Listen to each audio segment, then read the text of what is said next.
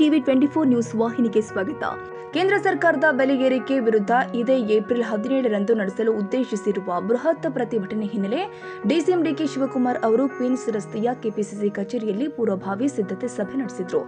AICC ಸದಸ್ಯ Dutt, KPCC ಕಾರ್ಯಾಧ್ಯಕ್ಷ GC Chandrashekhar, ಸಚಿವ ಡಾಕ್ಟರ್ ಎಂಸಿ ಸುಧಾಕರ್ ಸೇರಿ ಶಾಸಕರು, ಕೆಪಿಸಿಸಿ ನಾನಾ ಘಟಕಗಳ ಪದಾಧಿಕಾರಿಗಳು ಭಾಗಿಯಾಗಿದ್ದರು. ಕನ್ನಡಿಗರ ಮೆಚ್ಚಿನ ನಿಮ್ಮ ಟಿವಿ 24 ಕನ್ನಡ ನ್ಯೂಸ್ ವಾಹಿನಿ ಇದೀಗ ಟಿವಿಯಲ್ಲಿ ಲಭ್ಯ.